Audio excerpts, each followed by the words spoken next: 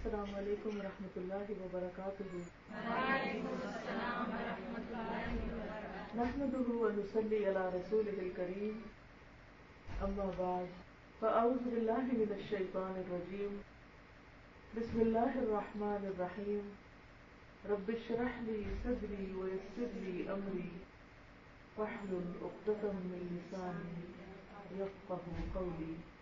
ان الذين يتلون كتاب الله واقاموا الصلاة وانفقوا مما رزقناهم سرا وعلانية يرجون تجارة لن تبور ليوفيهم اجورهم ويزيدهم من فضله انه غفور شكور۔ والذي أوحينا إليك من الكتاب هو الحق مصدقا لما بين يديه إن الله بعباده لخبير بصير۔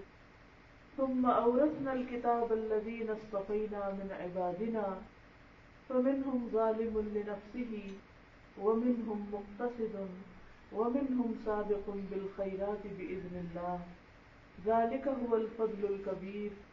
جنات عدن يدخلونها يحلون فيها من أساور من ذهب ولؤلؤا ولباسهم فيها حرير، وقالوا الحمد لله الذي أذهب عنا الحزن إن ربنا لغفور شكور۔ الذي أحلنا دار المقامة من فضله لا يمسنا فيها نصب ولا يمسنا فيها لغوب۔ والذين كفروا لهم نار جهنم لا يقضى عليهم فيموتوا ولا يخفف عنهم من عذابها كذلك نجزي كل كفور۔ وهم يصطرخون فيها ربنا أخرجنا نعمل صالحا غير الذي كنا نعمل أولم نعمركم ما يتذكر فيه من تذكر وجاءكم النذير فذوقوا فما للظالمين من نصير۔ ان اللہ عالم غیب السماوات والارض انہ علیم بذات الصدور۔ صدق اللہ العظیم۔ شروع کرتی ہوں اللہ کے نام سے جو بے انتہا مہربان نہایت رحم فرمانے والا ہے۔ اللہ سبحانہ وتعالیٰ نے یہ دنیا بنائی اور اس میں ہمیں بھیجا۔ ہم سے پہلے بہت کچھ موجود تھا، یہ آسمان و زمین بنائے جا چکے تھے، زمین کے اوپر جتنی چیزیں ہمیں نظر آتی ہیں یہ سب بھی موجود تھی، اور پھر اس کے بعد انسان کو بھیجا گیا، یعنی ایک طرح سے آخری چیز جو تھی وہ انسان تھی، اور اللہ کی ساری مخلوق میں سے بہترین چیز جس نے آ کر اللہ کی بنائی ہوئی چیزوں کو دیکھا، جانا، سمجھا، بوجھا، استعمال کیا۔ آپ سوچئے کہ اگر دنیا میں سب کچھ ہوتا لیکن انسان نہ ہوتے تو کیا ہوتا؟ اس دنیا کا نقشہ بالکل کچھ اور ہوتا۔ یہ ساری چیزیں جو بھی اللہ نے بنائی ہیں اللہ کی فرما برداری کر رہی ہیں۔ اللہ نے اپنی عبادت کے لیے فرشتوں کو بھی پیدا کیا ہے، لیکن انسان کو بھیج کر اللہ نے اس سے دو چیزیں چاہی۔ ایک تو یہ کہ وہ اس کی عبادت کرے، اور دوسرے یہ کہ ان چیزوں کو جو اللہ نے انسان کے لیے بنائی تھی ان کا صحیح استعمال کرے۔ اب آپ دیکھیے کہ اللہ کی عبادت ہر انسان پر لازم ہے، ہاں کوئی کالا ہے یا گورا ہے، کوئی بھی ہے۔ اگرچہ اللہ کی تسبیح کے لیے اللہ کے آگے سجدہ کرنے والی بہت مخلوق ہے، لیکن ان کے پاس کوئی اختیار نہیں، انسان کے پاس چوائس ہے، اختیار ہے، چاہے تو جھکے اور چاہے تو نہ جھکے۔ اللہ تعالیٰ انسان سے صرف یہ نہیں چاہتا کہ وہ جنگلوں میں نکل جائے، دنیا چھوڑ دے اور ہر ایک سے کنارہ کشی کر کے بیٹھ جائے، کہیں جا کے کسی پہاڑ میں گھس جائے یا پھر کسی غیر آباد علاقے میں چلا جائے اور نہ کسی سے ملے، نہ جلے، نہ کچھ کھائے نہ پیے، اور نہ ہی دنیا کا کوئی کام کرے۔ یہ مطلوب نہیں ہے۔ ہمارے دین میں رہبانیت نہیں ہے، لا رہبانیت فی الاسلام۔ رہبانیت کیا ہے؟ دنیا چھوڑ دینا، ترک دنیا کرنا۔ اللہ تعالیٰ ہم سے یہ نہیں چاہتا، جیسا کہ بعض مذاہب میں عبادت کیا ہے کہ آپ شادی نہ کرو، آپ کے بچے نہ ہوں، آپ دنیا کا کوئی کام کاج نہ کرو اور صرف اللہ ہی اللہ کرو۔ ہم سے کیا چاہتا ہے اللہ؟ کہ ہم اللہ اللہ تو کریں، لیکن اس کے ساتھ ساتھ اس دنیا میں اللہ نے جو کچھ بنایا ہے ان چیزوں سے فائدہ بھی اٹھائیں اور ان چیزوں کو صحیح طور پر استعمال بھی کریں۔ اور یہی انسان کا ایک امتحان ہے، اور یہ بڑا ٹیسٹ ہے، بڑا امتحان ہے، کیونکہ جب انسان یا صرف دنیا کا ہو جائے یا صرف دین کا ہو جائے تو نسبتاً آسان ہوتا ہے، لیکن دونوں چیزوں کو ساتھ لے کر چلنا مشکل ہوتا ہے۔ مثلاً آپ شادی نہ کریں، سب کچھ چھوڑ دیں، ایک طرف ہو کے بیٹھ جائیں تو بس ایک ہی کام ہے نا پھر آپ کا۔ لیکن اگر آپ شادی کرتے ہیں، آپ کے بچے ہوتے ہیں، تو پھر شوہر کا بھی حق ہے، بچوں کا بھی حق ہے، اور پھر شادی صرف دو لوگوں کی نہیں ہوتی، اس کے ساتھ دو فیملیز ہوتی ہیں، دو خاندان ہوتے ہیں، اور پھر ان خاندانوں سے مزید آگے خاندان بنتے ہیں۔ ان سب خاندانوں کے ساتھ نبھانا، انسانوں کے ساتھ اچھی طرح معاملہ کرنا، یہ ساری چیزیں انسان سے صبر، ہمت اور سمجھ بوجھ چاہتی ہیں۔ جو انسان اس دنیا میں رہتے ہوئے رشتوں کو بھی نبھائے اور دوسری طرف اللہ کی عبادت بھی کرے، وہی انسان بہترین انسان ہے۔ اسی لیے ہم دیکھتے ہیں کہ جنت میں لے جانے والے کام، اگر مثلا میں آپ سے پوچھوں کہ جنت میں لے جانے والے کام کیا ہیں تو آپ کیا کہیں گے؟ جی کون کون سے جنت میں لے جانے والے کام؟ نیک اعمال۔ مثلا نیک اعمال کون سے ہیں؟ 5 وقت کی نماز، اور والدین کے حقوق، اولاد کے حقوق، اور رشتہ داروں کے حقوق۔ جی اب میں آپ کو بتاتی ہوں کہ حدیث کی روح سے جنت میں لے جانے والے کام کیا ہیں۔ مالک بن مرثد اپنے باپ سے روایت کرتے ہیں، ابو ذر نے کہا، میں نے کہا اے اللہ کے رسول صلی اللہ علیہ وسلم، کون سی چیز بندے کو آگ سے نجات دلاتی؟ فرمایا اللہ پر ایمان لانا۔ انڈرسٹوڈ ہے کہ اللہ نے جب ہمیں پیدا اپنے لیے کیا تو سب سے پہلا کام بندے پر کیا ہے؟ کہ اللہ کو مانے۔ میں نے کہا کہ ایمان کے ساتھ عمل بھی ضروری ہے، کچھ کرنا بھی ہوگا۔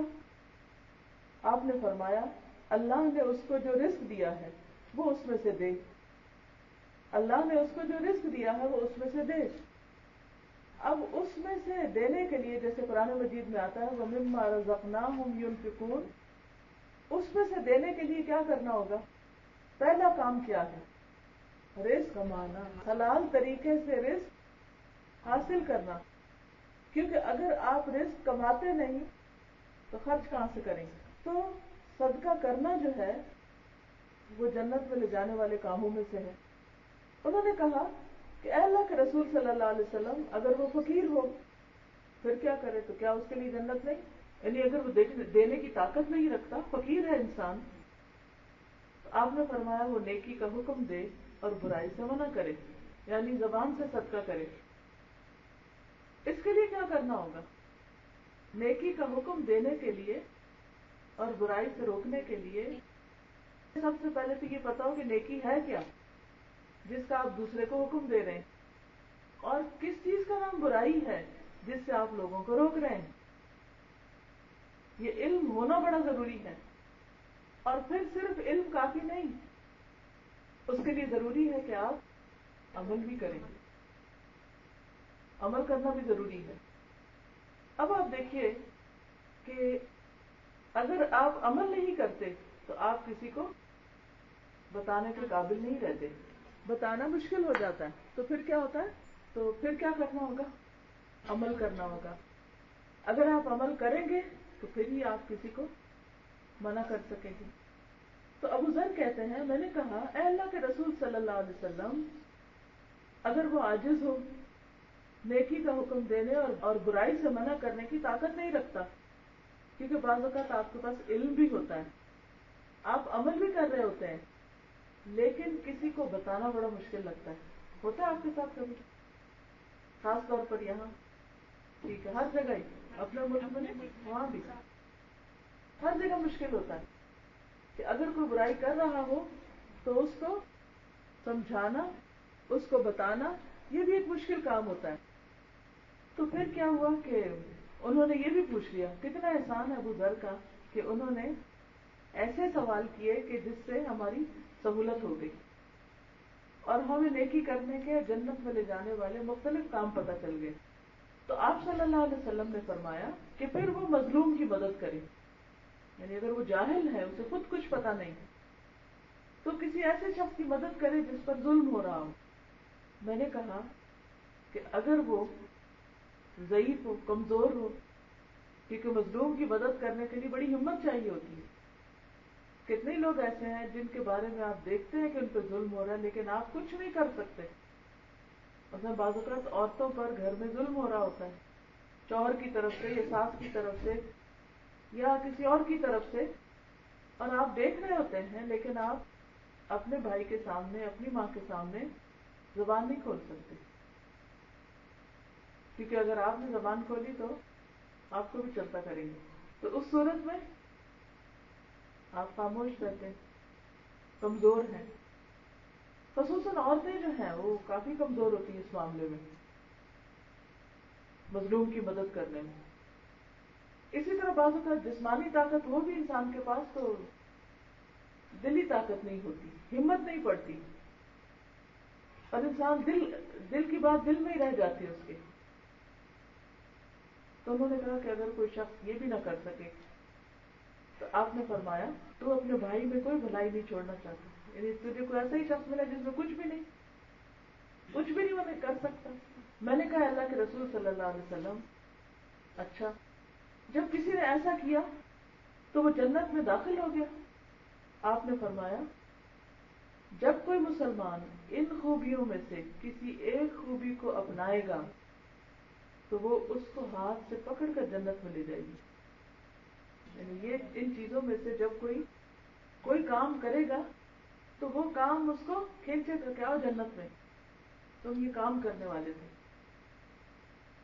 تو اس سے کیا پتہ چلتا ہے کہ انسان کے لیے ضروری ہے کہ وہ اپنی ہمت، اپنی استطاعت، اپنی طاقت کے مطابق کچھ نہ کچھ کام ایسے کرے کہ جن سے وہ اللہ کو راضی کرے. اب اس کے لیے کس چیز کی ضرورت ہوتی؟ دو چیزیں چاہیے ہوتی ہیں.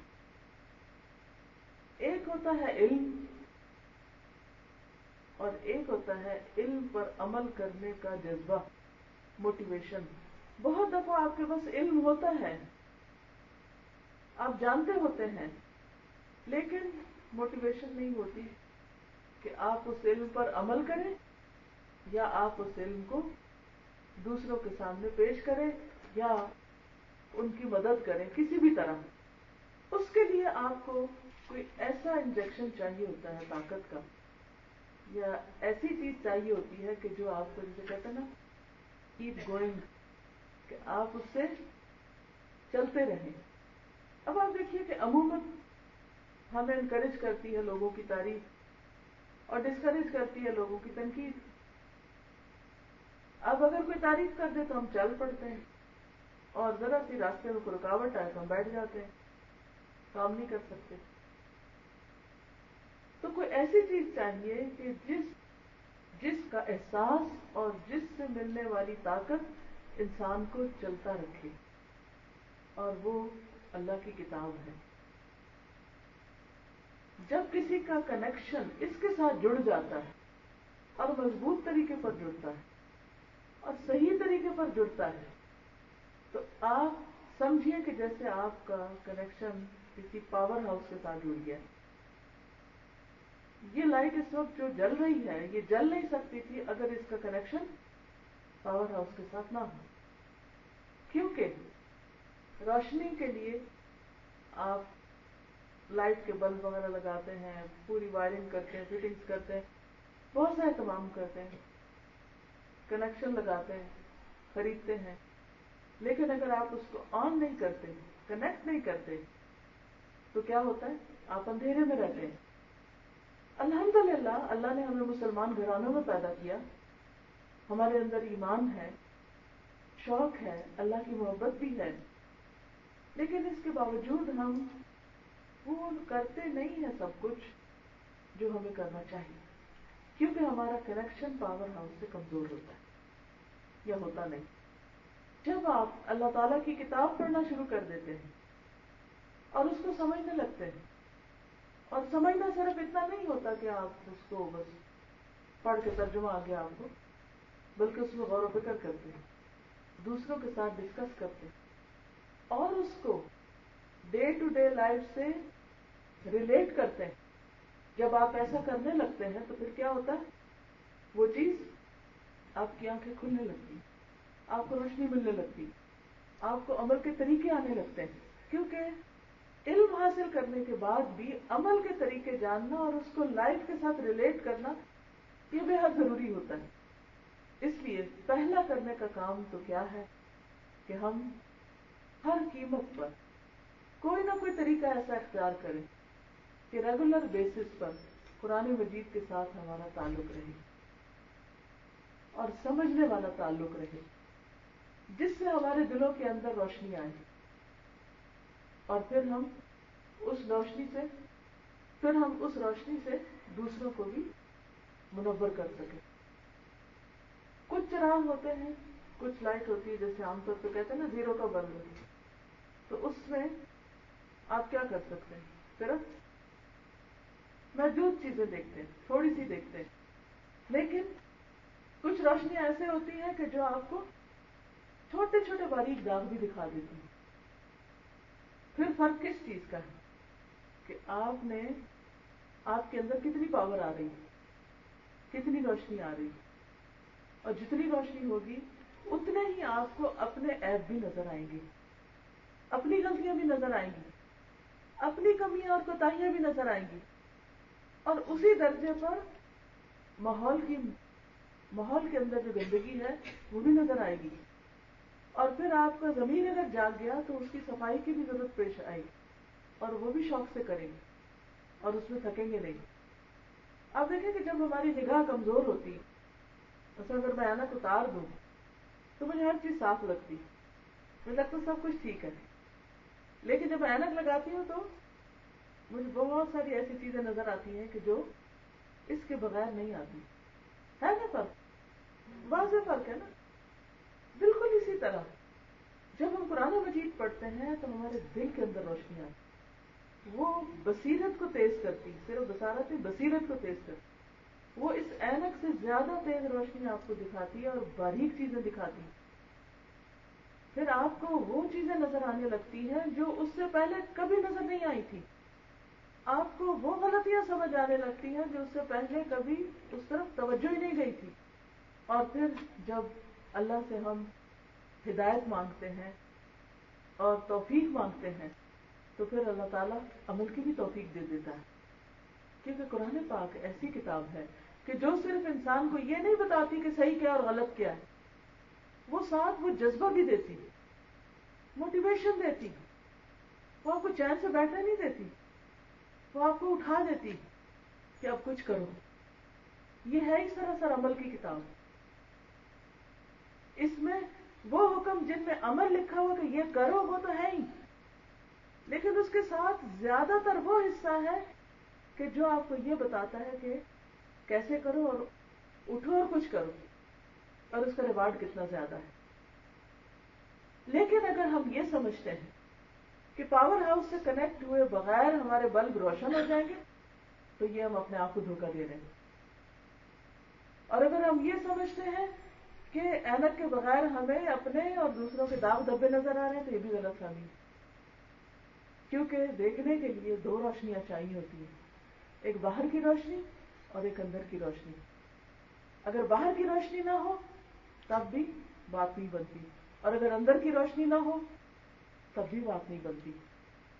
دونوں روشنیوں کے لیے ضروری ہے کہ آپ عمر کے جس بھی حصے میں ہیں، چھوٹے ہیں یا بڑے ہیں، جوان ہیں یا بوڑھے، کوئی بھی ہے، ایک پلان بنائیں، پروگرام بنائیں کہ مجھے قرآن باقاعدہ سیکھنا ہے اور اس پر عمل کرنا ہے، اور جب آپ یہ بنا لیں گے تو انشاءاللہ آپ دیکھیں گے کہ آپ ضرور مزید طاقتور ہو جائیں گے۔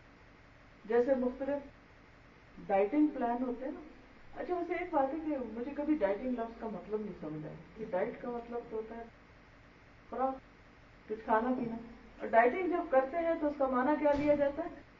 تو نہ کھاؤ یا کم کھاؤ، الٹا لفظ ہے. بہرحال بات یہ ہے کہ جب ہم ڈائٹنگ کرتے ہیں نا تو شروع میں ہمیں ہوتی ہے تکلیف، لیکن آپ میں سے جن لوگوں نے ڈائٹنگ کی ہوگی انہوں نے دیکھا ہوگا کہ جو وزن کم ہوتا ہے انسان کا انرجی لیول بڑھتا ہے. خوراک کی کمی کی وجہ سے شروع میں کمزوری محسوس ہوتی ہے، لیکن اس کے ساتھ ساتھ آپ کو ایک طاقت بھی ملتی ہے. اسی طرح جب ہم قرآن مجید شروع کرتے ہیں، ڈائٹنگ کرتے ہیں، یعنی اسپرچل ڈائٹ لیتے ہیں، اور کئی جو ہماری خواہشات ہیں ان نیسیسری فوڈ ڈیزائرز کی تکمیل جب وہ چھوڑتے ہیں تو سر درد بھی ہوتا ہے، کمزوری بھی محسوس ہوتی ہے، بوریت بھی ہوتی ہے. لیکن جو اچھا انٹیک لیتے جاتے ہیں، قرآن مجید پڑھتے جاتے ہیں، سمجھتے جاتے ہیں، تو اسپرچولی آپ اسٹرانگ ہوتے جاتے ہیں. اور جب آپ اسٹرانگ ہوتے ہیں تو یہ ہے وہ پاور قرآن مجید کی کہ جو آپ کے اندر وہ انرجی بھر دیتی ہے کہ جس سے عمل آسان ہو جاتا ہے. دیکھیے بحیثیت مسلمان، کس مسلمان کو نہیں پتا کہ 5 وقت نماز پڑھنی چاہیے؟ سب کو پتا نا، جو بھی کوئی مسلمان ہے، چاہے وہ 1 دن کا ہے، چاہے وہ 1 سال کا، چاہے وہ کتنا بھی اس کی عمر گزر گئی اسلام میں، سب کو پتا ہے کہ 5 نمازیں فرض ہم پر. کیا وجہ ہے کہ کچھ لوگ تو پڑھ لیتے ہیں اور کچھ پڑھ ہی نہیں پاتے، ارادے بھی کرتے، سوچتے پھر نہیں پڑھتے؟ کس چیز کی کمی ہے؟ ایمان کی کمزوری ہے نا، موٹیویشن کی کمی ہے. پتہ تو سب کو ہے. اب یہاں قرآن مجید کا رول کیا ہے کہ وہ آپ کو موٹیویشن دیتا ہے، آپ کو ایسا جذبہ دیتا ہے کہ آپ سوئے ہوئے اٹھ جاتے ہیں، اور آپ سوتے ہوئے بھی جاگ رہے ہوتے ہیں. ایک طرف سوتے ہوئے بھی آپ غافل نیند نہیں سو سکتے. پھر آپ جب بستر پہ لیٹتے ہیں تو آپ کو پہلا خیال کیا آتا ہے کہ اچھا صبح اٹھنا کب، فجر کیسے پڑھنی ہے، اس کا انتظام کیسے کرنا ہے، کیسے الارم لگانا ہے، کیا طریقہ کرنا ہے. اور خدا نخواستہ کبھی کسی وجہ سے کوئی اونچ نیچ ہو جائے تو انسان پریشان ہو جائے. کیا وجہ ہے کہ اس دل میں پریشانی آئی اور باقی دوسرے دل میں پریشانی آئی کوئی نہیں؟ 2 دلوں میں فرق ہے نا، 2 دلوں کا فرق ہے، اور اس فرق کی وجہ سے پریشانی کا فرق ہے. ایک دل روشن ہے، اس کو چل گیا پتا کتنا بڑا نقصان ہوا میرا، اور دوسرا دل اندھیرا ہے، اس کو پتہ ہی نہیں چلا کیا لٹ گیا، کیا کھو گیا، کیا برباد ہو گیا. کیونکہ حدیث میں آتا ہے کہ جس کی عصر کی نماز فوت ہو جائے گویا اس کا گھر اور گھر والے دونوں ہی تباہ ہو گئے. اگر کسی کے بارے میں یہ نیوز آئے کہ اس کا گھر بھی گر گیا اور اس میں دب کے گھر والے بھی مر گئے ہیں تو آپ ان کے بارے میں کتنا افسوس کریں گے، کتنا دکھ ہوگا، شدید افسوس ہوگا نا. چاہے وہ ہمارے کچھ بھی نہ لگتے ہو، پھر بھی ہم اخبار میں خبر پڑھ کے بھی اس قدر پریشان ہوتے کہ یا اللہ کیا گزری ہوگی ان پر. لیکن کتنے ہی لوگ روزانہ اپنی ایسی ہی بربادی کرتے ہیں، لیکن انہیں احساس ہی نہیں کہ ان کا کیا گم گیا، کیا برباد ہوا، کیا کھو دیا انہوں نے، کیا تباہی ہو گئی ان کی. کیوں نہیں پتہ چلتا؟ اندھیرے میں ہے نا، پتہ ہی نہیں چلا. جیسے آپ اگر اندھیرے میں ہوں تو آپ رستے میں جا رہے ہیں، آپ کو پتہ نہیں چلے گا آپ نے کدھر کو جانا ہے. تھوڑی دیر کے بھی آنکھیں بند کر کے دیکھیں، آپ تجربہ کر لیں، اپنے گھر میں تجربہ کر لیں کہ آپ اپنے گھر میں کچن میں کام کر رہے ہیں اور آپ آنکھیں بند کر رہے ہیں. یہ ذرا آپ کسی وقت پریکٹیکل کریں. آپ کی اپنی رکھی ہوئی چیزیں آپ نہیں اٹھا سکیں گے، آپ چل بھی نہیں پائیں گے سیدھا. حتیٰ کہ آنکھیں بند کر کے اگر منہ میں اپنا ہی لقمہ دینے لگے تو وہ پتہ نہیں چلتا کہ کدھر ڈال رہے ہیں. اپنا آپ ہی سمجھ نہیں آتا، اپنے ہاتھ دکھائی نہیں دیتے، اپنے جسم کا حصہ دکھائی نہیں دیتا اندھیرے میں. بالکل اسی طرح جب قرآن کی روشنی نہیں ہوتی تو کیا ہوتا ہے؟ اپنا آپ دکھائی نہیں دیتا، اپنی پہچان نہیں ہوتی، اپنی غلطیاں نہیں سمجھ آتی، اور پھر اس کے بعد عمل کی راہ تو دور ہے. تو یہ جو ہم ہر روز دن میں 17 بار سورۃ فاتحہ پڑھتے ہیں نمازوں میں، اور اس میں ہم 17 بار کہتے ہیں اہدنا الصراط المستقیم، کہ یا اللہ تو ہمیں سیدھا رستہ دکھا دے، ہمیں ہدایت دے دے. اور ایک بار نہیں، بار بار ایک ہی بات مانگتے، ایک ہی چیز مانگتے ہیں، کیونکہ جس نماز میں سورۃ فاتحہ نہیں وہ نماز تو ہوئی نہیں، اور ایک ہی چیز مانگے جا رہے ہیں. آپ دیکھیں کبھی سوچا آپ نے کہ کیوں مانگتے ہیں ایک ہی چیز بار بار؟ اس کی دو وجوہات ہیں. ایک وجہ تو یہ ہے کہ ہمیں زندگی کے ہر معاملے میں اللہ کی رہنمائی چاہیے، ہر معاملے میں، چھوٹا ہو بڑا ہو. کیونکہ جب ہمیں صحیح گائیڈنس نہیں ملتی نا تو بعض اوقات ہم غلط فیصلے کر بیٹھتے ہیں. اور آپ نے دیکھا ہوگا کہ زندگی میں ایک غلط کیا ہوا فیصلہ بعض اوقات بڑا ہی نقصان دہ ہوتا ہے. مثلا آپ کو نہیں پتا تھا کہ کوئی لڑکا کیسے ہے اور آپ نے اپنی بیٹی اس کو دے دی، ساری زندگی نہیں پچھتا کہ ہم، اور کتنا رنج اور غم اور افسوس اور دکھ کرتے ہیں ماں باپ کہ ہمارے ساتھ دھوکا ہو گیا، ہمیں تو پتہ ہی نہیں چلا، ہمیں تو حقیقت ہی نہیں پتا تھی، دوسرے شخص نے اپنا آپ چھپا لیا اور اب ہمارے سامنے تو کھلا ہے معاملہ. کس قدر افسوس ہوتا ہے، کتنا دکھ ہوتا ہے. آپ نے ایسے لوگ زندگی میں دیکھے ہوں گے کہ جنہوں نے اس قسم کے دھوکے کھائے ہیں. دھوکہ انسان جب کھاتا ہے جب اس کو حقیقت نہ پتا ہو، تبھی کھاتا ہے نا. اگر کسی بھی چیز کی حقیقت پتا ہو تو دھوکہ نہیں کھاتا. تو ہمیں ہر معاملے میں صحیح ڈیسیژن کی ضرورت ہوتی. بعض اوقات صرف ایک غلط ٹرننگ انسان کو کہیں سے کہیں میلوں دور لے جاتی، مقصد سے دور کر دیتی. انسان تھکتا الگ ہے اور جہاں اس نے پہنچنا ہے وہاں بھی نہیں پہنچ پاتا. بالکل اسی طرح اگر ہمیں پتہ ہی نہیں کہ ہم نے کرنا کیا ہے اور کیا کرنا چاہیے، صحیح کیا اور غلط کیا ہے. مثلا اذان کی آواز آتی ہے آپ کو اور آپ کو احساس ہی نہیں کہ کیا آواز آئی ہے، کیا کہا گیا ہے، حی علی الصلاۃ، حی علی الفلاح، آؤ نماز کی طرف، آؤ کامیابی کی طرف. آپ کو پتہ ہی نہیں کیا بلا رہا ہے اور آپ نماز چھوڑ کے نکل جاتے ہیں گروسری کرنے، اور جب تک واپس آتے ہیں مغرب ہو چکی ہوتی. کئی دفعہ لوگ کرتے ہیں ایسے، نماز کا وقت ہوتا ہے نماز نہیں پڑھتے، نکل جاتے کسی اور کام، اور نکلنا کیا گھر میں کوئی ایسا کام شروع کر دیتے ہیں کہ جو بعد میں بھی ہو سکتا. اب انہوں نے کتنا بڑا نقصان کیا، انہیں سمجھ ہی نہیں آئی کہ انہوں نے غلط ڈیسیژن لیا تھا. ان کا اس وقت فیصلہ کیا ہونا چاہیے تھا؟ پہلے نماز، پھر گروسری، پھر بات. ان کی ساری پلاننگ نمازوں کے ارد گرد ہوتی ہے. لیکن عام طور پر لوگ جب کوئی فنکشن کرتے ہیں، کوئی پارٹی کرتے ہیں، کوئی مہمانوں کو بلاتے ہیں، کہیں جاتے ہیں تو نمازوں کا چارٹ سامنے رکھ کے نہیں بناتے کہ نماز کا کیا ہو. بس وہ کیا سوچتے ہیں، بس ٹھیک ہے کس کو کیا وقت سوٹ کرتا ہے، کون کس دن آ سکتا ہے. انسانوں کی سہولت دیکھتے ہیں، اپنی کنوینئنس دیکھتے ہیں، کہ اللہ کا حق بھول جاتے ہیں. اور اس میں کتنا بڑا نقصان کرتے ہیں یہ ہم جانتے بھی نہیں ہوتے کہ کیا کچھ ہو چکے. تو اس لیے ہم مثلا فجر کے وقت دعا مانگ کے نکلتے ہیں اپنے کاموں کو، اہدنا الصراط المستقیم، یا اللہ سیدھے رستے پہ چلائے رکھنا، جو کریں ٹھیک ہی کریں، تیری پسند کا کریں. اتنے میں جو بھی آپ نے کام کاج کیا دن بھر، اس میں پھر کوئی ایسی چیز پیش آ گئی، کوئی ایسا مرحلہ پیش آ گیا، مثلا کسی سے کانفلکٹ ہو گیا، اب آپ کو سمجھ نہیں آ رہی کہ آپ کو کیا کرنا چاہیے. پھر آپ ظہر پڑھتے ہیں، پھر آپ کہتے ہیں اہدنا الصراط المستقیم، اللہ مجھے سیدھا رستہ دکھا. کس چیز میں؟ یہ جو میرا فلاں کے ساتھ کانفلکٹ ہو گیا نا، اب مجھے اس میں کیا طرز عمل اختیار کرنا چاہیے، اب مجھے آپ بتا. پھر آپ نکلتے ہیں کہیں شاپنگ کو، کوئی آپ نے کچھ خرید و فروخت کرنی، اب کوئی آپ کو کوئی مشورہ دے رہا ہے، کوئی آپ کو کوئی مشورہ دے رہا ہے، اب آپ ڈیسیژن ہی نہیں لے پا رہے، کنفیوز ہیں، پریشان.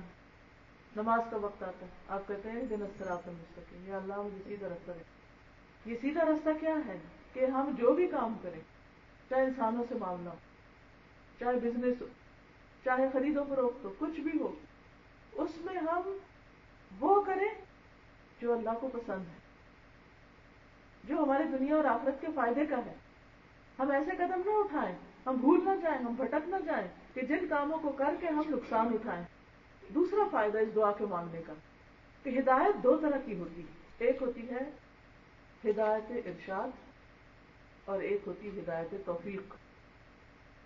ہدایت ارشاد ہوتی ہے ہدایت علم، کہ علم مل جائے انسان کو، علم کی روشنی، کہ پتہ چل جائے ٹھیک کیا اور غلط کیا. اب کئی دفعہ پتہ چل جاتا ہے ٹھیک کیا اور غلط کیا ہے، لیکن ٹھیک کرنے کی توفیق ہی کوئی نہیں. اسی لیے آپ نے دیکھا ہوگا کہ بہت سے لوگ قرآن پڑھتے ہیں پڑھاتے ہیں لیکن ان کے عمل قرآن کے مطابق نہیں بدلتے. کہاں کمی ہے؟ کس چیز کی کمی ہے؟ انہوں نے آدھی چیز پائی آدھی نہیں پائی. کیا پایا؟ علم تو پا لیا لیکن عمل کی توفیق نہیں ہوئی. تو یہ جب ہم مانگتے ہیں نا دعا اہدنا الصراط المستقیم کہ اللہ ہم کو سیدھا رستہ دکھا، تو مثلا کیا مانگ رہے ہوتے ہیں کہ اللہ وہ دل میں تو ہمیں ہے کہ کیا کرنا چاہیے لیکن ہمیں توفیق بھی دے دے کہ ہم نے کرنا کیا ہے. جو ہمیں کرنا ہے وہ ہم کر سکیں، کرنا کیا تو پتہ چل گیا، لیکن جو ہمیں کرنا چاہیے وہ ہم کر جائیں، وہ ہو جائے. اب دیکھیں کئی دفعہ بچوں کو پتا ہوتا ہے ایگزام ہے، آپ انہیں بار بار یاد دلاتے تمہارا امتحان ہے، پڑھو پڑھو پڑھو، پڑھتے کبھی ادھر نکل جائیں گے کبھی ادھر نکل جائیں گے. امتحان ان کا ہے اور بخار آپ کو ہے. کیا فرق ہے؟ ان کو کیوں نہیں بخار چڑھا، آپ کو کیوں چڑھ گیا؟ ان کو پتا نہیں کہ وہ کیا نقصان کر رہے ہیں، ان کو نہیں پتا. اور ہمیں تھوڑا سا پتا ہے نا کہ انہوں نے نہیں پڑھا تو یہ کتنے دھکے کھائیں گے اور ان کو کتنی تکلیف ہوگی. اور باپ کے مقابلے میں بھی ماں کو زیادہ تب چڑھتی کہ ماں ہے نا، ماں کی محبت باپ کی محبت سے زیادہ ہوتی ہے. وہ بچے کو دکھی نہیں دیکھ سکتی، وہ بچے کو پریشان نہیں دیکھ سکتی. دونوں کے رویے میں بڑا فرق ہوتا ہے. اچھا اللہ تعالیٰ ہم سے کتنا پیار کرتے ہیں 70 ماں سے بڑھ کر. کیا وہ نہیں چاہے گا کہ میرا بندہ سیدھے راستے پہ چلے، ٹھیک کام کرے، وہ کرے جو اس کی دنیا بھی سنوارے اور اس کی آخرت بھی سنوارے؟ اس سے بڑھ کر ہمیں کوئی پیار کرنے والا نہیں، اس سے بڑھ کر کوئی ہمیں راستہ دکھانے والا نہیں، اس سے بڑھ کر کوئی ہمارا خیر خواہ نہیں. لہذا اگر ہم ساری دنیا کی سنتے رہیں لیکن اللہ کی نہ سنیں تو اس میں اپنا ہی نقصان ہے. اس لیے بہت ضروری ہے کہ ہم میں سے جو لوگ قرآن کے ساتھ نہیں جڑے، یعنی ابھی پڑھنا شروع نہیں کیا، وہ کسی نہ کسی طرح، چاہے ہفتے میں 1 دن، چاہے مہینے میں 1 دن، 2 ہفتے میں 1 دن، ہفتے میں 2 دن، ہفتے میں 3 دن، 4 دن، 5 دن، جیسے تیسے جو بھی ہو کہیں نہ کہیں پڑھنا شروع کر دیں. اگر ناظرہ ٹھیک نہیں اس کو ٹھیک کرنا شروع، اس کی بھی برکت ہے، ایک حرف پڑھنے کی 10 نیکیاں، اور پھر اس کو سمجھنا بھی شروع کر دیں، تھوڑا تھوڑا کر دیں. اچھا کوئی چیز ہوتی ہے نا وہ روکے ہوئے ہوتی ہے، اچھا آج کریں گے، کل کریں گے، اگلے ہفتے کریں گے، پھر کریں گے، اچھا کریں گے، اگلا سال تو آئے ذرا، پھر تو ضرور کریں گے، بچے ذرا اسکول چلے جانا، ابھی تو سمر ٹائم ہے ابھی نہیں، پھر کریں گے. بہت سے بہانے کرتے ہیں ہم، لیکن سچ پوچھے تو کرنا پھر بھی نہیں جب تک اللہ توفیق نہ دے. تو اللہ سے توفیق مانگے. اور ایک چیز یہ ہے کہ مثلا اپنے آپ سے کہیں کہ مثلا ہفتے میں 1 گھنٹے یا 2 گھنٹے میں سب سے ہی غائب ہوں، میں کسی کی بھی کچھ نہیں، بس میں نے اپنے پڑھنا ہے اپنا. تو اللہ تعالیٰ آپ کو 2 گھنٹے دے دے گا. نہ آپ کا کھانا پکنا رکے گا، نہ ملاقات، کچھ بھی نہیں ختم ہوگا، سب کچھ چلے گا. بس صرف 2 گھنٹے وہ نکال لیں، 2 دن نکال لیں، 1 دن، 2 ہفتہ اتوار، 2 دن مثلا سیٹرڈے سنڈے، یا کوئی بھی جو آپ کو سوٹ کرتے، اس میں اتنا ٹائم بس کہیں کہ بس میں جا رہی ہوں، میں پڑھ رہی ہوں.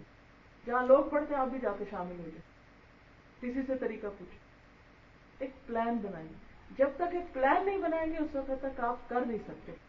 میں خود کو اپنے آپ کا حساب کرتی رہتی ہوں کہ جیسے کسی کام میں مجھے کوئی کام میں نے کرنا ہوتا بڑا ضروری ہے تو کر نہیں پاتی تو میں سوچتی ہوں اچھا فلانا کام کیسے کیا تھا، میں نے اپنے آپ سے حساب کرتی ہوں فلاں کیسے کیا تھا، اچھا اس کے لیے میں نے یہ کیا تھا. مثلا اگر اس وقت میں یہاں نہ آتی تو میں گھر میں ہوتی تو کچھ نہ کچھ چھوٹا موٹا کر رہی ہوتی، کچھ انسان لگا ہی رہتا ہے نا کچھ نہ کچھ. اور میں زیادہ نسرین کو کہہ دیتی کہ بھئی میں تو مصروف ہوں، اور ہوں مصروف، یہ نہیں کہ پا رہی ہوں، لیکن جب ٹائم نکالا، سوچا، ارادہ کیا، نیت کی تو اللہ نے بھی توفیق دے دی اور یہ وقت آپ کے ساتھ گزارنے کا موقع مل گیا.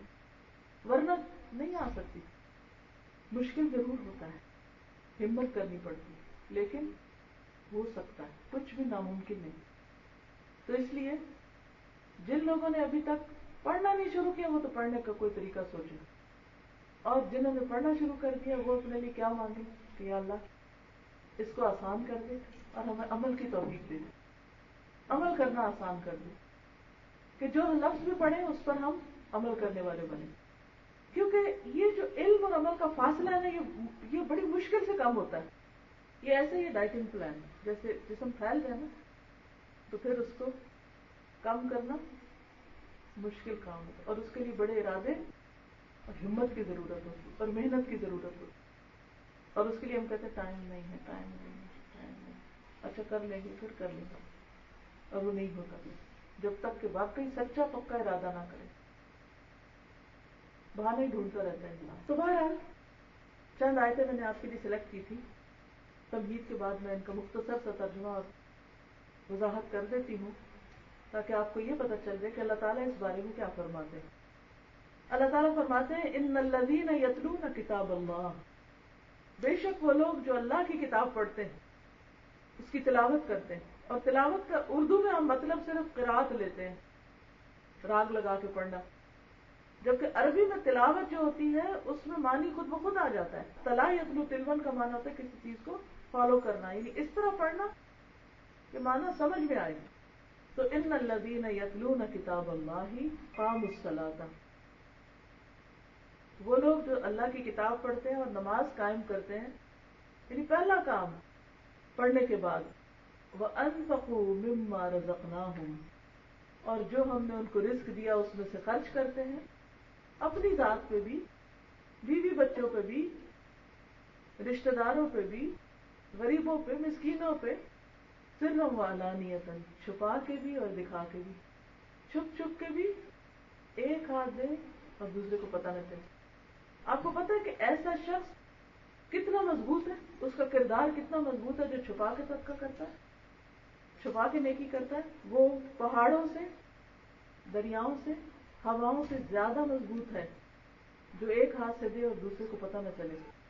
اور جو پوچھا گیا تھا نا اللہ تعالیٰ کی مخلوق میں سب سے زیادہ مضبوط چیز کیا ہے، تو شاید کہا گیا کہ پہاڑ، اور پھر پہاڑوں کو توڑنے والی چیز کیا تھی؟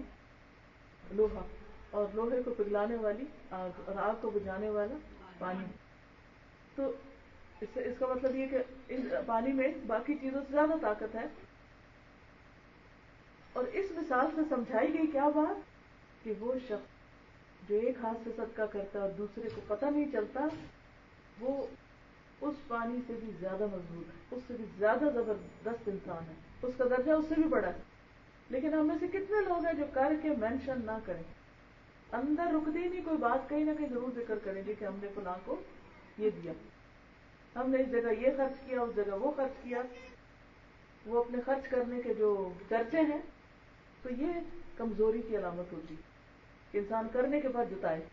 تو اس سے اپنے کردار کی مضبوطی کا ہم اندازہ لگا سکتے ہیں۔ تو سر و علانیہ، جو چھپا کے کسی کو خبر نہ ہو، پتہ ہی نہ چلے کہ کس نے کس کے ساتھ کیا کیا، اور وہ وہی کر سکتا ہے جو صرف اللہ کے لیے کرے۔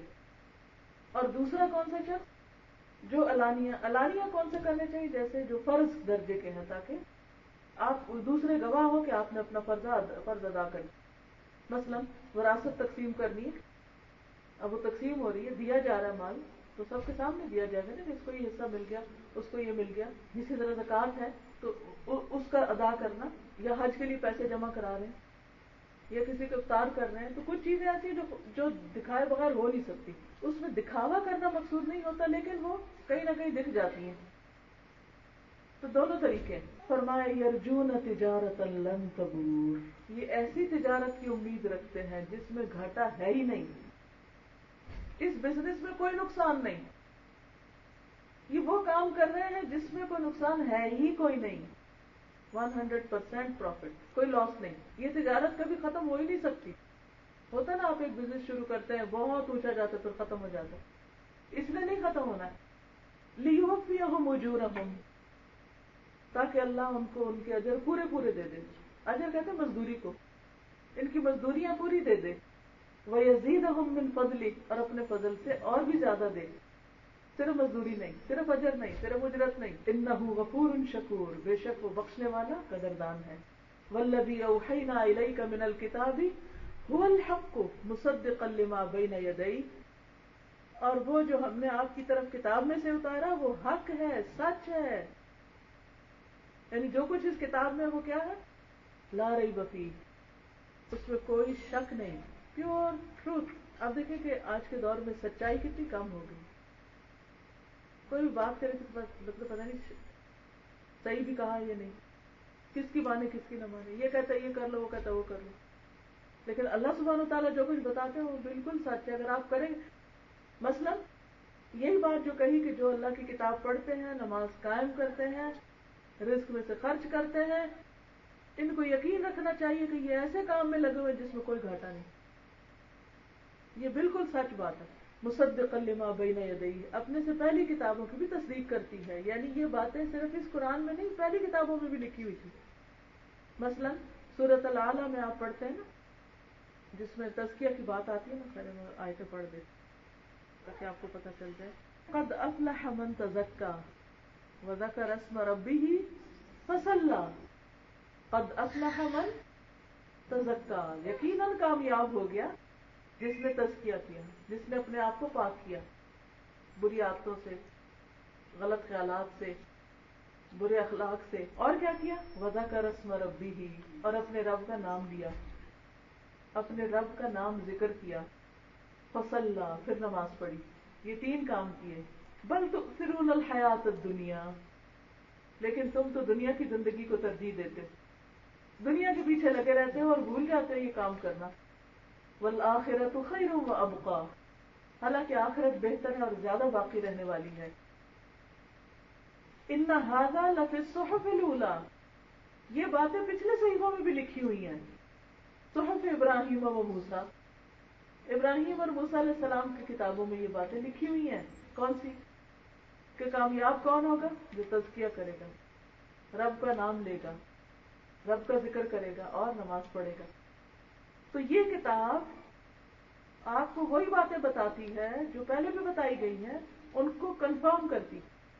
هو الحق مصدقا لما بین یدیہ ان اللہ بعبادہ لخبیر بصیر.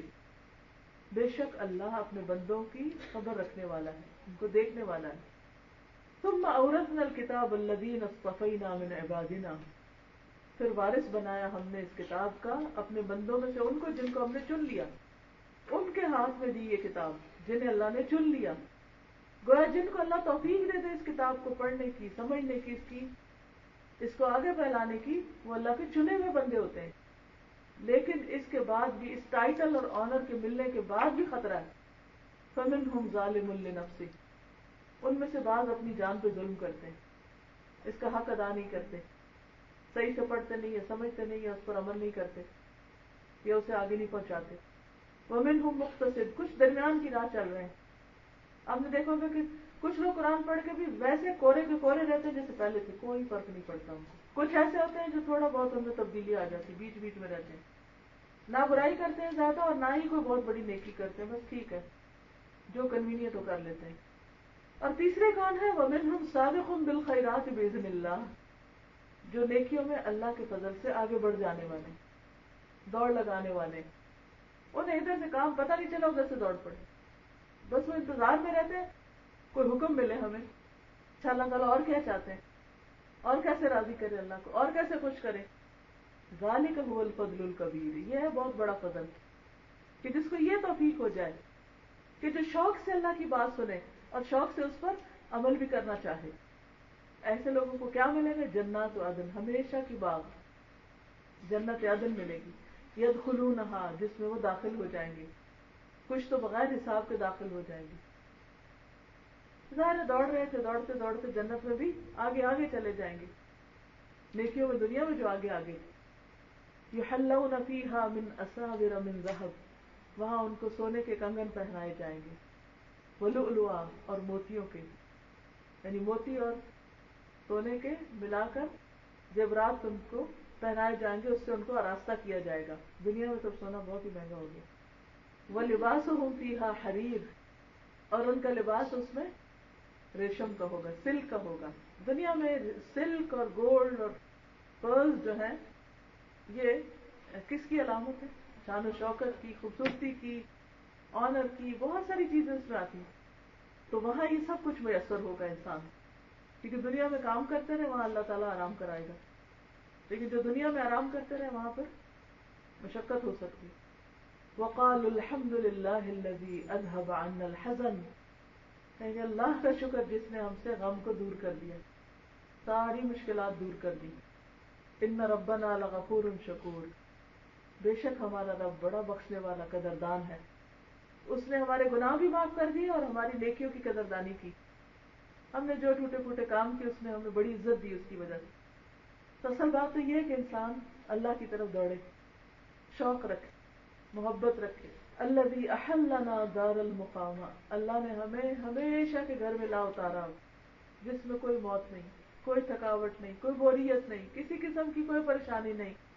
لا یمسنا فیہا نصب، یہاں میں کوئی تھکاوٹ لاحق نہیں ہوگی. ولا یمسنا فیہا لغوب، اور نہ ہی کسی قسم کی بوریت، اکتاہٹ. دنیا میں کیا ہوتا ہے کہ آپ بعض اوقات ہالیڈیز میں بھی جاتے ہیں، وہاں بھی بور ہو جاتے ہیں، چلو گھر چلتے ہیں بس کافی. لیکن جنت میں کوئی تھکے گا نہیں، کوئی بور نہیں ہوگا، کوئی اکتائے گا ہی نہیں. لا یبغون عنہا حولا، اس سے وہ کوئی ہٹنا چاہے گا ہی نہیں. والذین کفروا، اور وہ لوگ جنہوں نے کفر کیا، لہم نار جہنم، ان کے لیے جہنم کی آگ ہے. لا یقضى علیہم فیموتوا، ان کا فیصلہ نہ کیا جائے گا کہ وہ مر ہی جائیں، کیونکہ موت تو ذبح کر دی جائے گی. جو جنت میں چلا گیا جنت میں، جو جہنم میں گیا جہنم میں. اب موت آئے گی نہیں. جس کو آرام اور راحتیں مل گئی وہ بھی ہمیشہ کی، اور جس کو تکلیف ہے تو وہ بھی ہمیشہ کی. ولا یخفف عنہم من عذابها، اور جہنم کے عذاب میں سے کچھ ٹمپریچر کم بھی نہیں کیا جائے گا. جو بھی ٹارچر ہے اس کو ذرا 1 ڈگری بھی تھوڑا نہیں ہوگا، بلکہ بڑھتا ہی جائے گا. جیسے قرآن پاک میں آتا نا، فلن نزیدہم الا عذابا، ہم ان کے عذاب میں ہی اضافہ کرتے جائیں گے، مصیبت بڑھتی ہی جائے گی. کذالک نجزی کل کفور، یہی بدلہ ہے ہر ناشکرے کا، ہر کافر. اس لیے کتنا ضروری ہے کہ یہ چند سال کی بات ہے، صرف اس دنیا کی تھوڑے دنوں کی بات ہے، اس میں پڑھ لیں، عمل کر لیں، محنت کر لیں، اوروں کو بھی اس راستے پہ لانے کی کوشش کریں، اور پھر ہمیشہ ہمیشہ کا آرام کریں.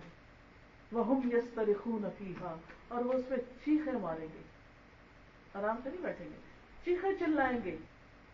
ربنا اخرجنا منها، اخرجنا، ربنا اخرجنا، اے رب ہمیں سے نکال باہر، ہم باہر نکلنا چاہتے ہیں. فریادیں کریں گے، نعمل صالحا، ہم اچھے کام کریں گے. اب وعدہ، اب ہم نیکیاں کر کے آئیں گے، غیر الذی کنا نعمل، ان کاموں کے علاوہ جو ہم کرتے تھے. اب ہم نہیں دوبارہ وہ غلطی کریں گے. تو اللہ تعالیٰ ہم کی چیخیں سن کے ان کو باہر نہیں نکالیں گے. اللہ تعالیٰ فرمائیں گے، اولم نعمرکم، کیا ہم نے تم کو عمر نہ دی تھی 40 سال، 50 سال، 60 سال، 70 سال. ما یتذکر فیہ من تذکر، کہ جس میں جو نصیحت پکڑنا چاہتا وہ نصیحت پکڑ سکتا تھا. بڑے موقع دیے، بڑے چانسز دیے، بڑے بڑے حالات سے گزارا، تم نے توبہ بھی کی، تم نے معافیاں بھی مانگی، تم پلٹے بھی اور پھر واپس چلے گئے. تم نے ارادہ بھی کیا، نیت بھی باندھی اور پھر کام نہ کیا. اب مہلت ختم، وقت گزر گیا، اب پلٹ نہیں سکتے. وجاءکم النذیر، اور آیا تمہارے پاس ڈرانے والا. تمہیں ڈرانے والے بھی تھے، تمہیں خبردار کرنے والے بھی تھے، تمہیں بتانے والے ہی تھے. تم نے کسی کی نہ سنی، کسی کی نہ مانی اور کچھ نہ کیا. فذوقوا فما للظالمین من نصیر، تو چکھو، ظالموں کے لیے کوئی مددگار نہ ہوگا. اب ظالموں کی کوئی بھی مدد نہیں کرے گا، جو ظالم اپنی جان پہ ظلم کرتے رہے. دیکھیں جب ہم اللہ کا حق نہیں دیتے نا تو ہم اپنے اوپر بھی ظلم کر رہے ہوتے ہیں اور بندوں پہ بھی ظلم کر رہے ہوتے ہیں. ان اللہ عالم غیب السماوات والارض، بے شک اللہ غیب جانتا ہے آسمانوں اور زمین کے. انہ علیم بذات الصدور، وہ سینوں کے بھید بھی جانتا ہے. نہ صرف یہ، اب آپ دیکھیں اللہ کے علم کی وسعت. ایک طرف آسمانوں کا علم ہے، زمین کا، زمین کے اندر جو کچھ ہے، اور دوسری طرف ہمارے سینے کے اندر جو خیالات ہیں وہ بھی اس کو پتا ہے. کہ یہ سب کچھ سن کے ہم نے کوئی ارادہ کیا پڑھنے پڑھانے کا یا نہیں، کچھ سیکھنے سکھانے، وہ بھی اس کو پتا ہے. یا واٹ نیکسٹ، کیا سوچ رہے وہ، یہ بھی اس کو پتا ہے. بندوں سے نہیں ہے ہمارا معاملہ، یہ میرے ساتھ نہیں، کسی انسان کے ساتھ نہیں. بتانے والے تو بتاتے ہی رہیں گے، یا دہانی کرانے والے کراتے رہیں گے. یہ ہم سب کو سوچنا چاہیے کہ ہم نے اپنے لیے کیا پلان کیا، کون سا پروگرام کیا. اس وقت آپ دیکھیں کہ لوگوں کے پاس ہر طرح کے پلانز ہوتے ہیں. کوئی ڈائٹنگ کے پیچھے لگا ہوا، کوئی ایکسرسائز کے پیچھے لگا ہوا ہے، کوئی کچھ اور کمپیوٹر سیکھ رہا ہے، کوئی کچھ سیکھ رہا ہے، کوئی اپنی سرٹیفکیشن کے لیے کیا کیا کر رہا ہے، بھاگ رہے ہیں. باہر نکلے تو صحیح، سڑکوں پہ جگہ نہیں ملتی گاڑی چلانے. کیوں نہیں ملتی جگہ؟ ہر کوئی نکلا وہ دوڑ رہا ہے نا، ہر کوئی کہیں نہ کہیں جا رہا ہے. کہاں جا رہے ہیں؟ کدھر جا رہے ہیں؟ دنیا کے پیچھے، اللہ کے. کتنی گاڑیاں جو مسجد جا رہی ہوتی، کتنی گاڑیاں جو کسی قرآن پڑھنے کے لیے کسی کلاس میں کسی اسکول میں جا رہے ہوتے، اور کتنے لوگ ہیں جو صرف سیر و تفریح، پھرنا، گھومنا، اس کو مل وقت گزار رہے ہیں بس. یا دنیا کمانے کے لیے جاتے ہیں، کما لیتے ہیں تو پھر خرچ کرنے، خریدنے چلے جاتے ہیں، خرید لیتے ہیں، تو پھر بنانے سنوارنے لگتے ہیں. جب وہ کر چکتے تو پھر آنے جانے کے سلسلے ہو جاتے ہیں، اور دین اور اللہ کی بات اور عبادت سب پیچھے رہ جاتا ہے. تو ہم سب کو اپنے لیے سوچنا ہے. اللہ تعالی ہمیں عمل کی توفیق عطا فرمائے. وآخر دعوانا ان الحمد للہ رب العالمین. سبحانك اللهم وبحمدك نشهد ان لا اله الا انت نستغفرك ونتوب الیک. ایک کتاب ہے فضائل قرآن مجید، پتہ نہیں ہے یا نہیں، لیکن اگر کہیں سے ملے تو یہ ضرور پڑھیے. اس میں سے میں ایک چیز آپ کو پڑھ کے سنانا چاہ رہی تھی کہ صحابہ کرام کے اندر کیسا کیسا شوق تھا قرآن پڑھنے کا. حضرت عبداللہ بن مسعود جو تھے، ایمان لانے کے بعد سفر میں، حضر میں سائے کی طرح حضور صلی اللہ علیہ وسلم کے ساتھ لگے رہتے. جیسے سایہ ہوتا نا، پیچھا نہیں چھوڑ. کبھی آپ نے بچپن میں کھیل کھیلا جب ہم کہتے ہیں کہ ہم بھاگ جائیں اپنے سائے سے، اور لیکن وہ پیچھے ہی آتا ہے. تو سائے کی طرح لگے رہتے تھے اور قرآن مجید سیکھنے میں گہری دلچسپی لیتے. ایک رات دوران نماز اونچی آواز میں تلاوت کر رہے تھے. نبی صلی اللہ علیہ وسلم مسجد تشریف لائے، کھڑے ہو کر تلاوت سنتے رہے. پھر صحابہ کی طرف متوجہ ہو کر فرمایا، جسے یہ بات پسند ہو کہ وہ قرآن مجید کو اسی لہجے میں پڑھے جس میں نازل ہوا ہے، تو عبداللہ بن مسعود کی قرات کا انداز اپنائے. یعنی یہ کلوزسٹ ہے قرآن پڑھنے میں. عبداللہ بن مسعود اپنے بارے میں فرماتے تھے، اللہ کی قسم جس کے علاوہ کوئی دوسرا الہ نہیں، اسی کے فضل و کرم سے مجھے قرآن مجید کی ہر آیت کے بارے میں علم ہے، وہ کہاں نازل ہوئی، اس کا شان نزول کیا ہے. جب مجھے پتہ چلتا کہ فلاں شخص قرآن مجید کے بارے میں مجھ سے زیادہ معلومات رکھتا ہے تو میں اس کی خدمت میں حاضر ہو کر علم حاصل کرنے کی کوشش کرتا، وہیں پہنچ جاتا. حالانکہ وہ خود حضور صلی اللہ علیہ وسلم کے ساتھ رہے، لیکن پھر بھی مزید سیکھتے تھے. عبداللہ بن عمر کے بارے میں آتا ہے کہ قرآن مجید حفظ کرنے کے بعد رات بھر میں سارا قرآن ختم کر لیتے. نبی صلی اللہ علیہ وسلم نے انہیں فرمایا، مجھے ڈر ہے تمہاری عمر لمبی ہوگی اور عمر بھر پابندی کرنی مشکل ہوگی، لہذا مہینے میں ایک بار قرآن ختم کیا کرو، کیونکہ بوڑھے ہو کر یہ نہیں کر سکو گے. تو اللہ تعالیٰ کو وہ عمل پسند ہے جو مسلسل کیا جائے. میں نے عرض کیا، یا رسول اللہ میں اس سے زیادہ طاقت رکھتا ہوں. فرمایا اچھا 10 دن میں ختم کرو. کہا نہیں میں اس سے زیادہ طاقت رکھتا ہوں. اچھا، کہا اچھا 7 دن میں کر لو. کہا میں اس سے زیادہ کر سکتا ہوں. تو آپ نے مزید کم کرنے کی اجازت نہ دی. ہم میں سے کتنے لوگ ہیں جو 7 دن میں قرآن مکمل کرتے ہیں؟ پورا شہر چھان مارے، ہمارے پاس وقت ہی نہیں پڑھنے کا. اکرمہ ایمان لانے کے بعد دن رات قرآن کی تلاوت میں مشغول رہتے. قرآن مجید اپنے چہرے پہ رکھ لیتے اور فرماتے، میرے رب کی کتاب، میرے رب کا کلام، اور پھر اللہ کے ڈر سے رونے لگتے کہ اتنی بڑی نعمت، اتنی بڑی دولت، اور ہماری کتاب تو دور ہی رکھی رہتی ہے، اداس ہی رہتی ہوگی. کب آتا ہے وہ آتا ہے. کب اس کو فرصت ملتی ہے دنیا کے سارے کاموں سے کہ میری طرف بھی کسی وقت متوجہ ہو جائے. اسی طرح اسید بن حضیر ہیں، رات کی تنہائی میں خوبصورتی سے قرآن پڑھنا شروع کر دیتے. ایک رات تلاوت کر رہے تھے کہ آسمان سے روشن قندیلیں اترتی ہوئی نظر آئیں. جب حضور صلی اللہ علیہ وسلم کو بتایا تو آپ نے فرمایا، یہ فرشتے تھے جو تمہاری تلاوت سننے کے لیے آسمان سے نازل ہوئے.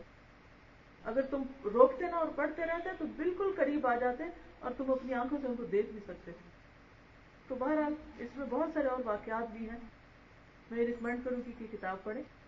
اس کے علاوہ جن آیات کی میں نے تلاوت کی ہے ان کی کیسٹ بھی ہے، نفع من تجارت. اس میں نے بہت ڈیٹیل کے ساتھ ان آیتوں کو ایکسپلین کیا. آپ وہ بھی لیکچر سن سکتے ہیں، انٹرنیٹ سے سن سکتے ہیں، C D, I don't know کون سی کیسٹس کی بکس یہاں پر آئی ہوئی ہیں. لیکن یہ ہے کہ انشاءاللہ تعالیٰ جب آپ سننا شروع کریں گے، خود پڑھنا شروع کریں گے، آپ کے اندر وہ روشنی آئے گی، وہ موٹیویشن آئے گی کہ کسی کو آپ کو آ کے اٹھانا نہیں پڑے گا کہ کچھ کرو. آپ کا اپنا دل چاہے گا، بلکہ آپ دوسروں کو بتانے والے ہو جائیں گے انشاءاللہ. وآخر دعوانا الحمدللہ رب العالمین. یہ ہے سب کے پاس مسنون دعائیں. یہ ایسا ہے کہ اس میں قرآن مجید کی اور مسنون دعائیں ہیں. جیسے آپ سفر میں ہوتے ہیں نا، سفر میں دعائیں قبول ہوتی ہیں، پھر ہمیں یاد نہیں رہتا کہ ہم کیا پڑھیں اور کیا نہ پڑھیں. تو یہ اگر آپ بیگ میں رکھ لیں تو جیسے آپ اپنی جاب پہ جا رہے ہیں، کام پہ جا رہے ہیں، تو راستے میں یہ دعائیں پڑھتے جائیں. ان کا اردو اور انگلش دونوں ٹرانسلیشن. تو یہ انشاءاللہ لذیذ آپ لوگ اس میں سے پڑھیں گے. اور تہجد کے وقت اگر آپ کو اللہ تعالیٰ جاگنے کی توفیق دے، اگر رمضان آ رہا ہے تو رمضان میں آپ افطار کے وقت بیٹھ کے اس کو پڑھ سکتے ہیں، سحری کے وقت پڑھ سکتے ہیں، نمازوں کے بعد پڑھنے کی عادت ڈالیے. حج عمرے پہ جائیں تو ساتھ رکھیے، تو انشاءاللہ یہ آپ کے لیے بہترین گزار ہوگی. سواتم قرآن ہمارے اسٹوڈنٹس ہیں کچھ، ضرور ان سے ریکویسٹ ہے کہ ریفلیکشن. ہاں جی ضرور. السلام علیکم. مجھ سے پوچھا گیا تھا کہ کیوں الہدا سے وابستہ قائم کرنا ہے. میں نے کہا ٹھیک ہے الحمدللہ. کیوں؟ آپ ہی کے شہر میں جو مسجد ابو بکر ہے، وہاں بہنوں کی فلاح و بہبود کے لیے ایک بہت ہی اچھا پروگرام شروع ہوا ہے جو تقریباً 3 مہینے ہو گئے اس کو چلتے ہوئے. وہ ہے قرآن کی سمجھ کے لیے. قرآن کی سمجھ کے لیے یہ خاص پروگرام جاری ہے. اگر میں اس کا جواب دوں کیوں جانا ہے، کیوں کا جواب دیتے ہوئے تو بہت لمبی لسٹ بن جائے گی. اس لیے اس لمبی چوڑی لسٹ کو چھوڑ کر آپ خواتین ماشاءاللہ تعلیم یافتہ ہیں، کچھ ڈگری ہولڈرز بھی ہیں. آپ سب جانتی ہیں کہ دین حق کو سمجھنا، اس پر عمل کرنا کوئی کھیل نہیں.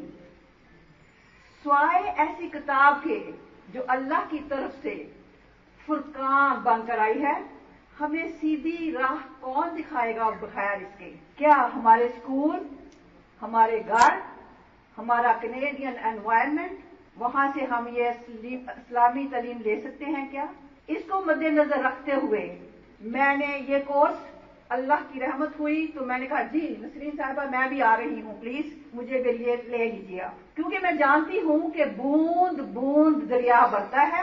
پھر دین کا علم تو ایک ایسا گڑھا ہے جو آپ آخری دم تک لبریز نہیں کر سکتے. اس کی گواہ ہمارے ڈاکٹر صاحبہ یہاں موجود ہیں، اور مجھے انشاءاللہ مجھے پورا یقین ہے کہ وہ مجھ سے متفق ہوں گی. ان کی نا ختم ہونے والی محنت کا صلہ ہماری نظروں کے سامنے ہے. پھر ہم کیوں نہ جب بھی، جو بھی، جیسے بھی کوئی علم کی روشنی نظر آئے تو ہم اس کی طرف نہ لپکیں. میرا خیال ہے ہمارا فرض بن جاتا ہے کہ لپکو اور ایسی روشنی کی کرن کو اللہ کی رحمت جان کر میری پیاری بہنوں اپنی نجات کا ذریعہ بنا لو.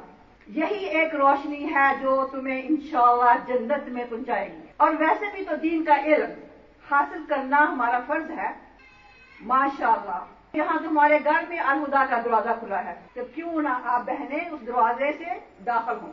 اپنی ہی زبان میں، اردو زبان میں ڈاکٹر صاحبہ کی تفسیر ملتی ہے جو دل میں گاڑ بنائے کہیں نہیں جاتی.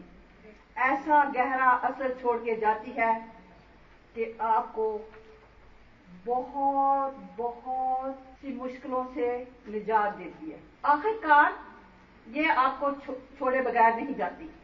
پھر قرآن کے لفظی معنی، تجوید، قاری صاحب کی تلاوت سننے میں بھی آتی ہے.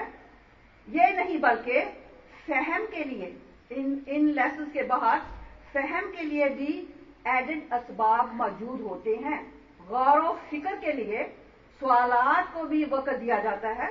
اگرچہ بہت سی بہنوں کے گھروں میں ڈاکٹر صاحبہ کی ٹیپس، قرآن کے کیسٹس بھی موجود ہیں، گھر بڑے پڑے ہیں، لیکن کتنی بہنوں کو ڈیلی پابندی سے ان کو وقت ملتا ہے کہ ان کو سن سکیں. کتنوں کو یہ اختیار ہے کہ اتنے بڑے خزانے کے ملکہ ہونے کے باوجود بھی آپ محروم رہیں. اگر آپ محروم ہیں تو آئیے میری بہنوں ابو بکر میں جو کورس ہو رہا ہے شامل ہو جائیے. ایک نہ شد، دو شد، ایک تو نہ ختم ہونے والے کاموں سے تھوڑی سی دیر کے لیے رخصتی ملے گی، دوسرے آج کا کام کل پر نہ چھوڑنا، اس میں بھی آپ کو مدد ملے گی. بہنوں سے میل ملاپ ہوگا، خدا اور رسول رضامندی خدا حاصل ہوگی، قرب رسول ہوگا، اور سب سے بڑی بات اس زندگی میں اطمینان قلب حاصل ہوگا، جس کو دن رات ہم ڈھونڈنے کی کوشش کرتے ہیں.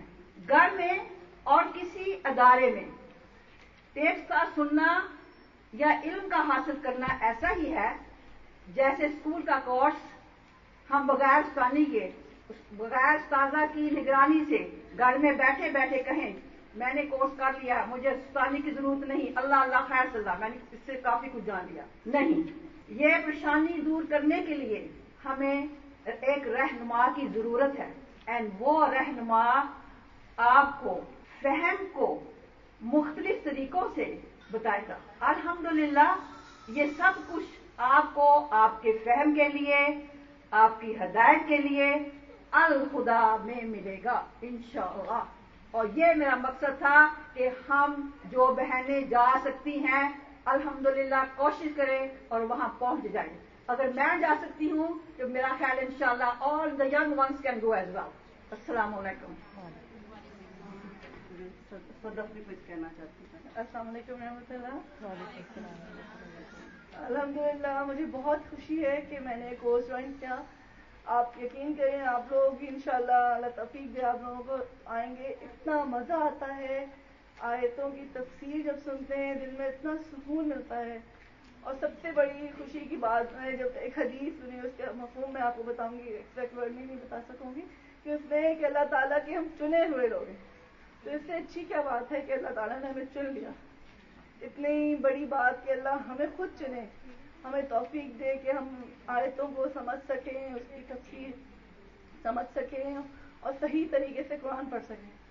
اور اتنی مجھے حیرت ہوتی ہے کہ ہم لوگ گھروں میں ہر ایک کے الگ الگ مسئلے ہوتے ہیں، لیکن ہم جاتے ہیں اور ہم لوگ آپس میں بھی ڈسکس کرتے ہیں کہ ہمیں انہی آیتوں میں سے ہمارے مسئلوں کا حل مل جاتا ہے. اور اتنی خوشی ہوتی ہے اور رونا آتا ہے کہ اللہ تعالیٰ نے ہمیں کیسے ایک ایک چیز کھول کے بتا دی ہے، اور ہمیں ڈائریکٹ لگتا ہے ہم سے بتا رہے ہیں کہ تمہارے مسئلے کا یہ حل ہے، یہ لو، اور تمہارا جو بھی پرابلم تھا وہ سالو ہو گیا. اور بہت اطمینان اور سکون ملتا ہے.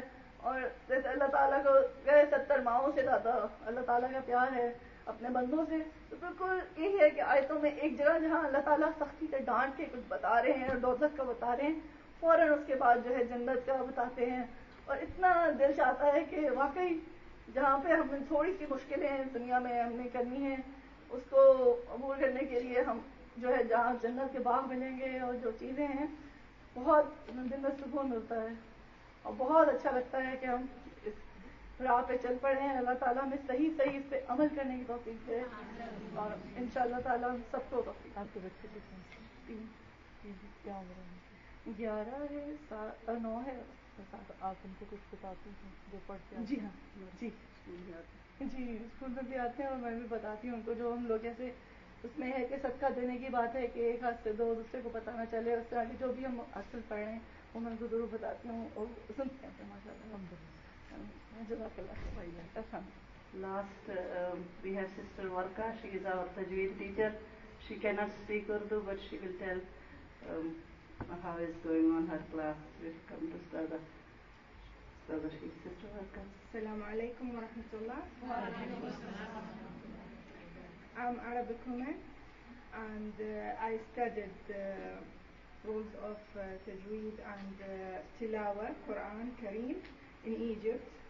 And I'm very, very happy to help any people here. السلام علیکم سب بہنوں کو. اب کیونکہ آپ دور ہیں ذرا مسیساگا سے، تو بتا دیں کہ تعلیم القرآن انگلش 3 شروع ہو چکا ہے، یعنی تیسرا کورس ہے. یہ فل ٹائم کورس ہے. بہت سی بچیاں باہر سے آئی ہیں، تو آپ بھی جو بچیاں آنا چاہیں دے ویلکم. ریزیڈنس، بورڈنگ، ہر چیز کا بندوبست ہے. اور کیونکہ ابھی کورس شروع ہے، تو جو بھی آنا چاہیں ضرور آئیں. اگر آ نہیں سکتے تو آن لائن بھی رجسٹریشن ہے اس کورس کی، تو آپ سب ضرور اپنی بچیوں کو کہیے کہ وہ آن لائن شامل ہو جائیں اور سنیں، اور ضروری نہیں کہ ٹیسٹ لکھیں، پہلے سنیں تاکہ ان کو شوق ہو جائے، جب شوق ہو جائے گا تو ٹیسٹ بھی لکھنا شروع کر دیں گے۔ اور اسی طرح ہمارا ایک اسپانسرشپ پروگرام ہے، اگر آپ نہیں آ سکتے اور خواہش رکھتے ہیں کہ کسی اسٹوڈنٹ کو اسپانسر کر دیں تو وہ بھی بہت آسانی ہے، اور فیس بہت منیمل ہے، مہینے کی $100 پر اسٹوڈنٹ فیس ہے، اور اس میں 4 بندے مل کے بھی کر سکتے ہیں، جیسے بھی سہولت ہو۔ تو میں نے سوچا کہ بتا دوں، کئی دفعہ ہمیں پتہ نہیں ہوتا کہ کیسے اسپانسر کریں یا کس طرح ہو سکتا ہے۔ اللہ تعالیٰ آپ سب کو بہت بہت اجر دے اور آسانی کرے آپ کے پڑھنے میں، اور ہم سب کے لیے بھی بہت دعا کیا کریں کہ ہمیں بھی آسانی ہو، کہ ہم ہمیشہ آئیں آپ کے پاس اور خوشی سے آئیں۔ اوکے، اجازت چاہتی ہے؟ سبحانک اللہم و بحمدک، نشہد ان لا الہ الا انت، نستغفرک و نتوب الیک۔ اللہ تعالیٰ آپ سب سے راضی ہو اور بہت جزا دے، اور جو کچھ آپ کر رہے ہیں اللہ تعالیٰ اس میں آپ کو اور ترقی دے اور قبول فرمائے۔ السلام علیکم و رحمۃ اللہ وبرکاتہ۔